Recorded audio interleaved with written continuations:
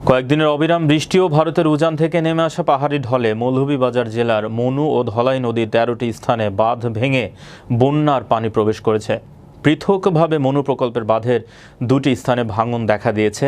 বন্যার পানি প্রবেশ করে প্রায় ৩ শতাধিক গ্রাম প্লাবিত হয়েছে। বন্যায় লক্ষাধিক মানুষ পানিবন্দী হয়েছেন। বন্যার কারণে সিলেটের সাথে ও জেলা সদরের সাথে অন্যান্য উপজেলার সড়ক যোগাযোগ বিচ্ছিন্ন রয়েছে। অস্বাভাবিকভাবে নদীর পানি বৃদ্ধি পাওয়ায় জেলা জুড়ে আতঙ্ক বিরাজ করছে। গ্রামের রাস্তাঘাট ও বাড়িঘর পানির নিচে তলিয়ে গেছে। এই জেলায় অবস্থিত ৪টি নদী, এর মধ্যে মনু, ধলাই, কুশিয়ারা ও জুড়ি নদীর পানি বিপদসীমার ১৩৩ সেন্টিমিটার উপর দিয়ে প্রবাহিত হচ্ছে। মৌলভীবাজার পানি উন্নয়ন বোর্ডের নির্বাহী প্রকৌশলী মোহাম্মদ জাবেদ ইকবাল জানান, বৃহস্পতিবার সকাল থেকে মৌলভীবাজার শহরের কাছে মনু নদীর পানি চাঁদনী ঘাট পয়েন্টে বিপদসীমার ১১৯ সেন্টিমিটার এবং উজানের রেলওয়ে ব্রিজের বিপদসীমার ৭০ সেন্টিমিটার উপর দিয়ে প্রবাহিত হচ্ছে। তিনি আরও বলেন, দুর্যোগপূর্ণ সময়ে সেনাবাহিনী সবসময় জনগণের পাশে অতীতের মতো থাকবে। এ সময় তিনি উদ্ধার কাজ, ত্রাণ বিতরণ এবং ক্ষতিগ্রস্ত সকল বাঁধ মেরামতের আশ্বাস দেন।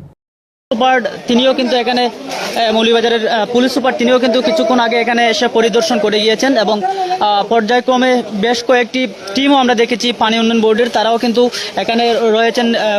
পানি উন্নয়ন বোর্ডের অনেক কর্মকর্তা কর্মচারীরা সবাই কিন্তু রয়েছেন এখানে। মূলত দর্শক অনেকটাই সম্ভবত বিকাল থেকে কিন্তু আসলে অনেকটা ঝুঁকির মধ্যে ছিল এই সেন্ট্রাল রোড, অর্থাৎ পুরাতন হসপিটাল রোড যেটি,